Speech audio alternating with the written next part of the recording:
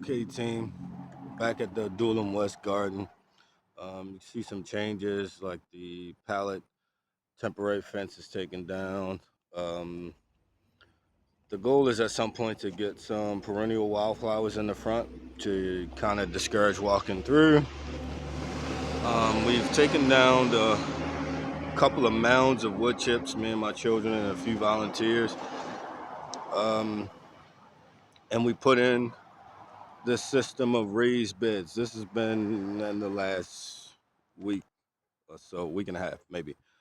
Did I mention today's date? July 18th.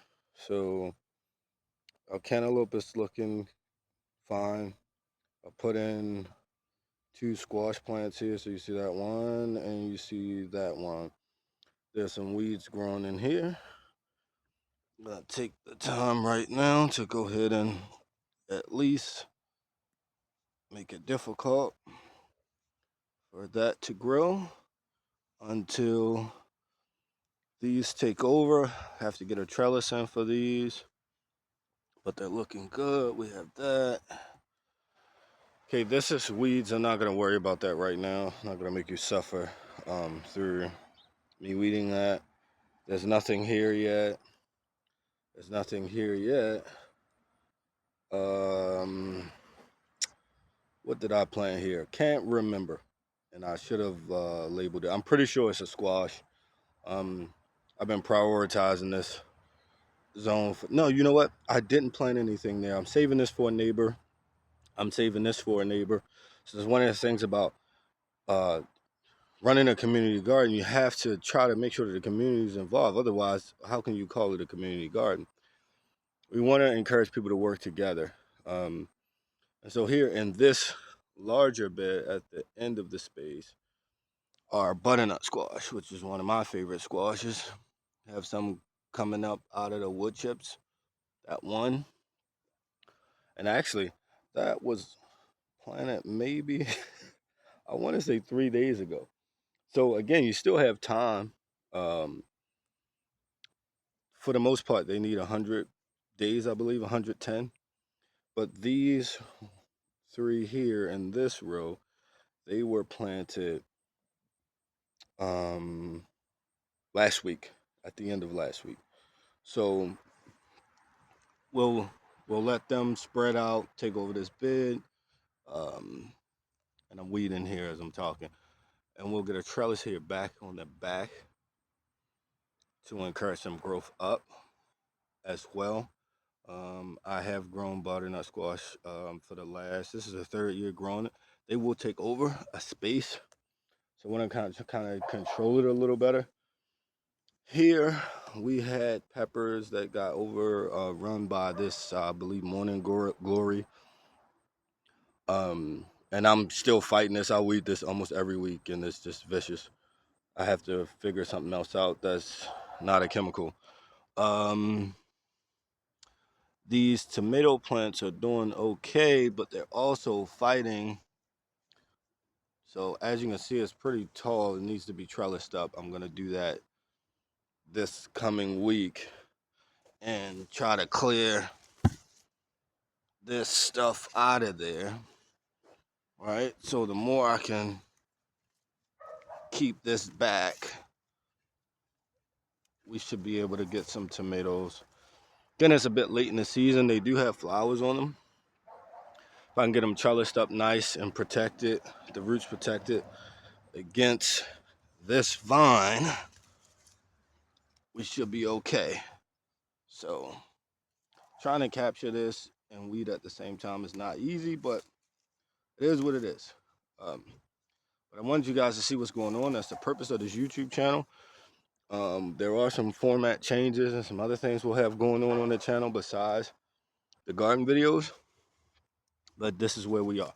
So this is a yellow squash, if you can see. So eventually these will grow like crazy, especially as long as we pick them up until the temperatures get cooler and mildew starts growing on them. But it was being attacked.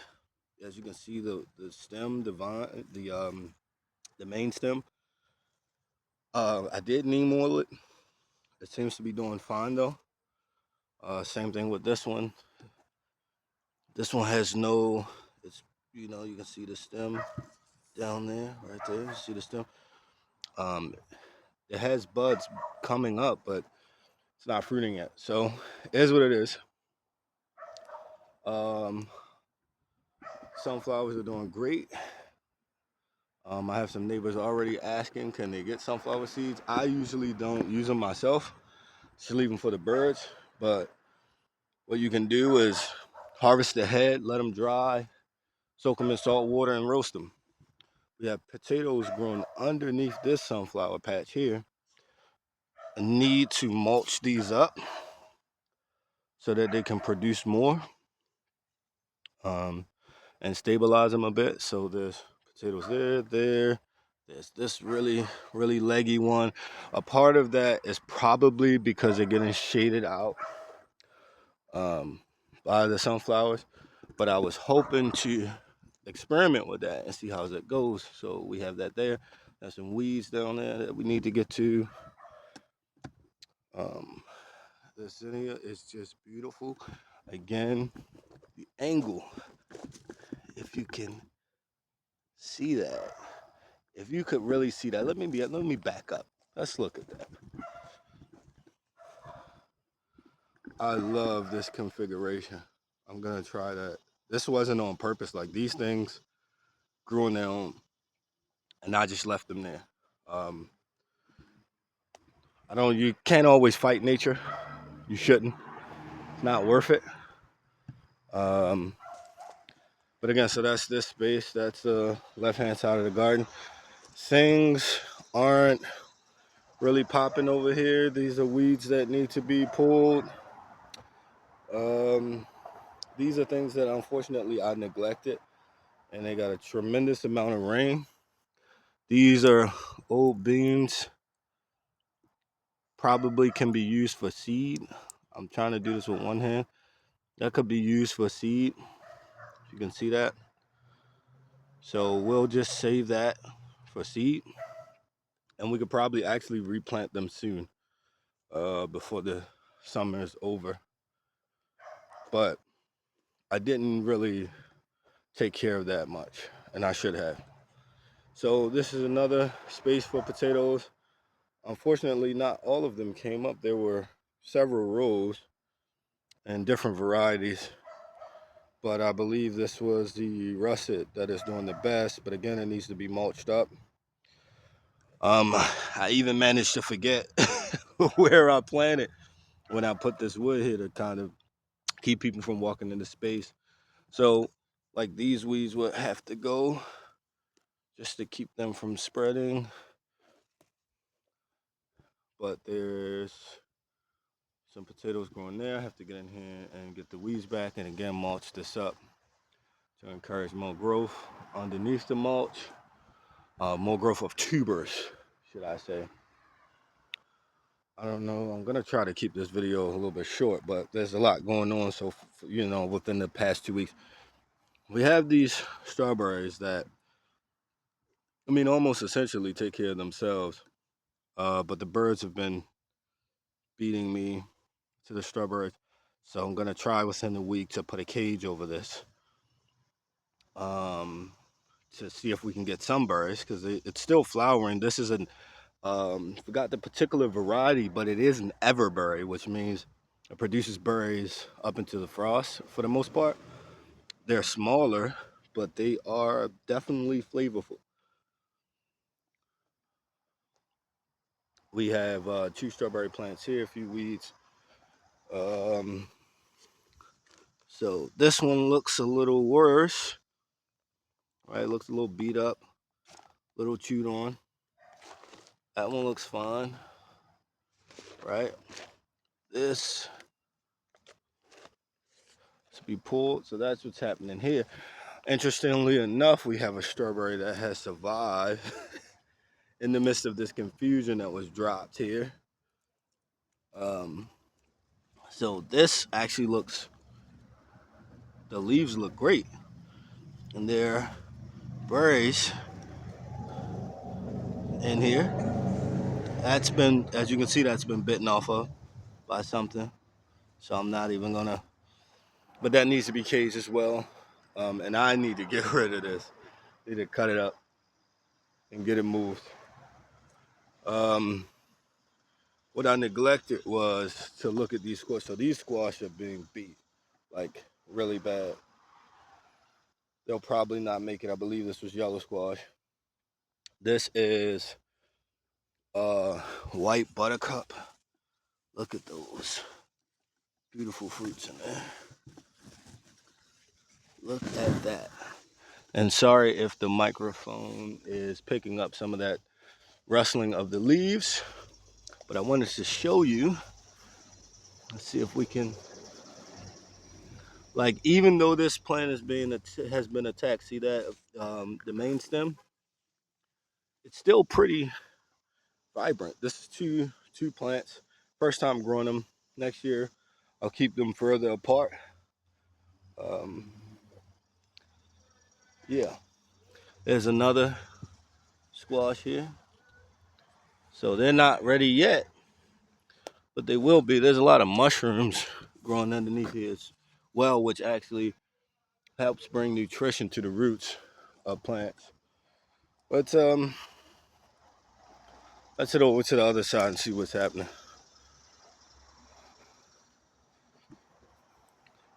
This thing has been a hassle to maintain and keep chopped down, but I'll keep trying. This was all brush that we had to cut out. We cut it out over time. This is some of the stems and branches. We cut back because we want to use this space at some point to grow stuff in the shade and the heat that wouldn't otherwise make it in the summer. This bed was just put in this week. These squash and beans are just they're they're beat. They're not gonna make it. This is pretty much dead. See how that snapped off with ease. The roots weren't even deep. This may make it. I believe this is yellow squash as well. It might be zucchini. Um, but it is what it is. We'll start a new round of this stuff. Again, this bed was just built. Looks like something's been digging in this. Maybe a cat, stray cat. I'm gonna have to check that for poop because we don't want it growing that, especially if it hasn't been composted properly. We don't want to do that. A neighbor gave me some beets. Put those in. We'll probably fill the rest of this space with beets. That's her interest. This is actually going to be dedicated to her. Sister Margie, thank you for all that you've done for us over the last year and a half. This is another plant she gave us. She said it was a cucumber lemon, so I stuck it in the bed for her. Believe that's going to have to be trellised as well, so we'll get to that. There's pollinators in the squash, if you can see. This is a squash. It's doing okay. Doesn't look the greatest, but its main stem isn't beat up as bad as the other. These are stuff that I should have put in the ground that I didn't get to. It happens. I'm working on trying to give stuff away instead of just letting them go to waste. This is a bean. It's doing okay. It's a little discolored. It isn't growing well. I believe this was New Zealand spinach, but they're a little beat up. So I wanted to see what would happen if I just stuck them in a pot. Will they bounce back? Maybe they won't. We'll see. We have delicata squash over here that isn't doing too well. They were looking good, but now they're starting to look like they're dying back for some reason. Look at the leaves on that. That one looks okay, but it looks a little discolored.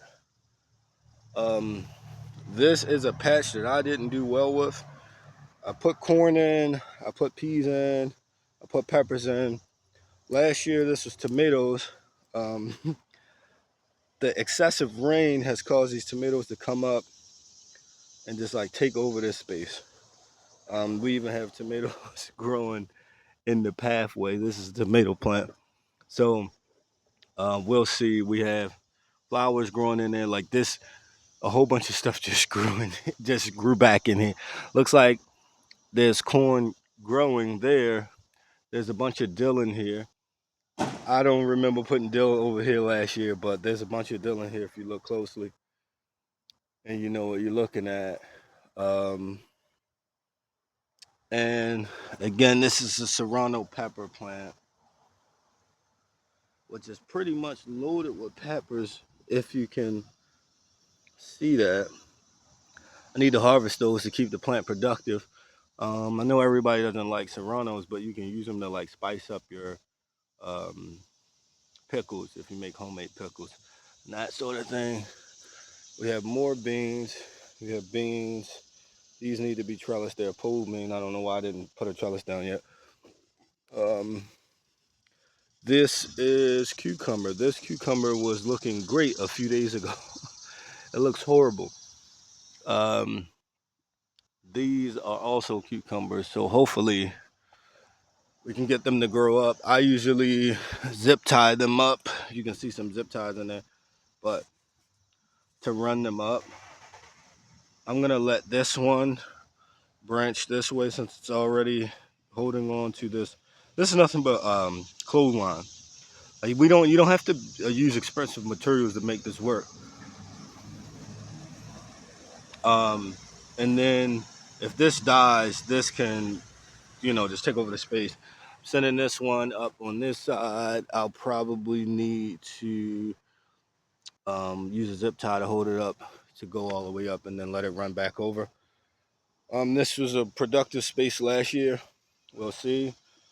This is a squash plant.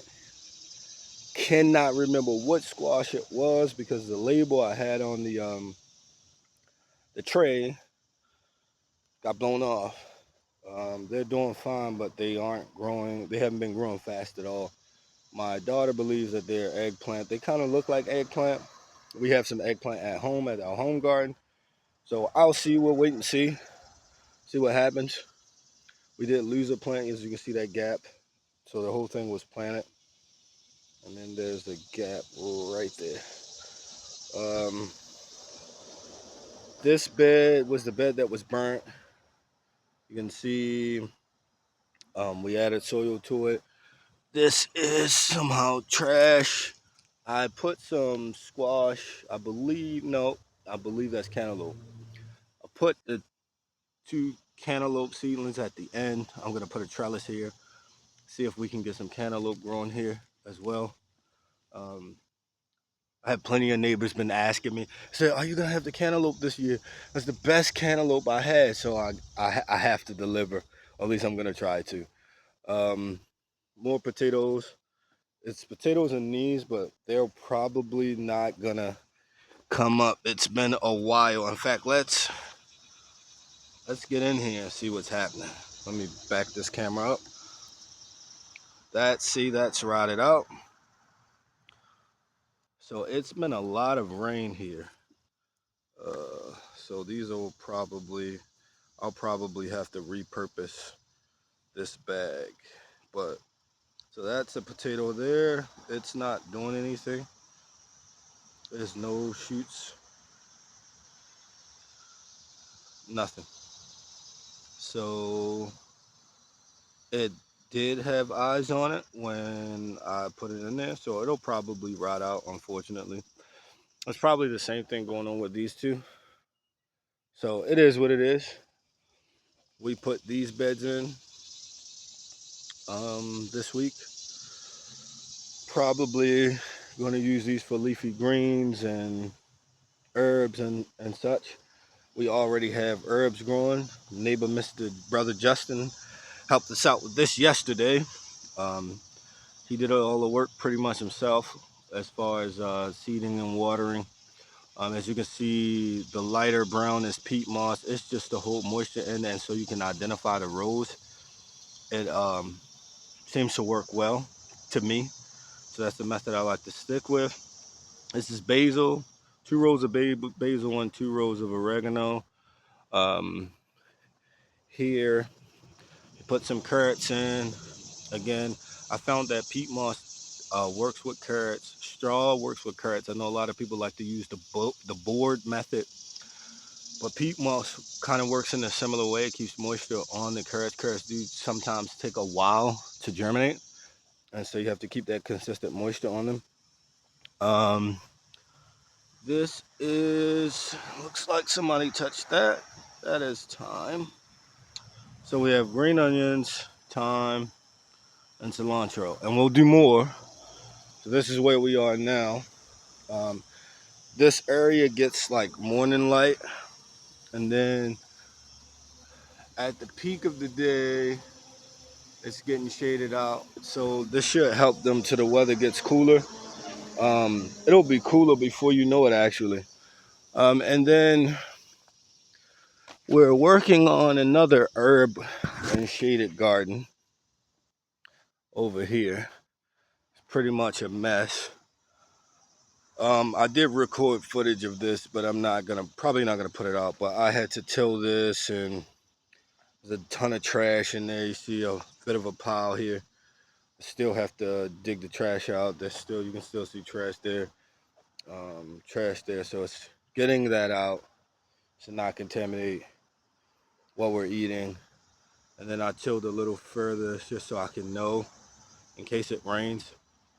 And the goal is to continue to till and take these raised beds back in the back, possibly turn them around the trees, maybe kind of sort of like a maze design. We'll see where we are. This is just where I am now. So in the weeks to come, this will have things growing in it. Most likely leafy greens and herbs. This section of the garden gets a ton of shade during the summertime, so this will be ideal for now. And then as fall comes in, the leaves obviously of these trees will drop and open up the sunlight for those things to grow. So I'm 22 minutes into this thing, and I don't want to keep going on and on, but this is what we're doing here. It's not perfect. We're trying. I mean, last year we were able to give out, you know, dozens of squash, cucumbers, tomatoes. I mean, pounds and pounds and pounds. Not like we're a commercial grower, but we've been able to supplement our neighbors, which I think is beautiful. And we'd like to do more. Um, so shameless plug, if you can afford to, I'd like you to go to the website bmorecarpenters.org and give if you can to support this garden. When you make a donation, you can say specifically you want it to go to Adullam West. We have other projects that we're going to work on that are coming, things that we might want to raise funds for. If you can't afford it, please share share the links, share the work, share the videos. We hope to inspire people to do similar things. If you're not in Baltimore and you can afford to do this, because most of this is my income, a few neighbors contributing as far as labor, as far as plants are concerned, um, you can do this too. It's not as difficult as it seems. It's a lot of work as far as labor, excuse me. Um, but other than that, it's fun. You get to learn about your neighbors. You get to find other ways to help them. So when you sit and talk to your neighbors and they tell you about life and what they have going on, and if you have ways to help them, you can support them in other ways besides financially. And that's all we're doing is we're trying to inspire folks to work together to make their lives better. This is a pretty much apolitical channel. We're not really interested in the politics. It's to the extent that politics affects us, but we don't want to promote dependency on any particular political party or candidate. We'd rather neighbors be dependent on one another and not faceless government. The government doesn't know what you're experiencing in your immediate vicinity, your neighborhood, but you and your neighbors do. and you and your neighbors can band together to make something happen. This is what Adullam West is about. Adullam actually means justice for the people. Okay, that's what it means. It's a Hebrew word. Um, as I've explained in other videos, I am religious, so I come from that position. But even if you're secular, I believe we can all agree on that if we work together, things can be better. But we have to choose to work together and not go it alone. Anyway, thank you for taking the tour of the garden with me for this week. Again, it is July 18th. God bless and good day.